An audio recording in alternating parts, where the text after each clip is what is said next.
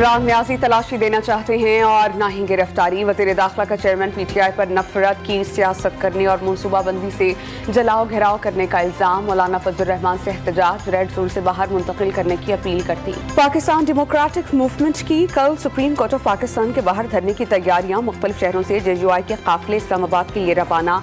मरियम नवाज धरने में शिरकत के लिए इस्लामाबाद में मौजूद। पीपल्स पार्टी का शिरकत का ऐलान। इमरान खान की कॉल पर कराची और लाहौर समेत मुख्तलिफ शहरों में PTI का आइन बचाओ मुल्क बचाओ एहतजाज।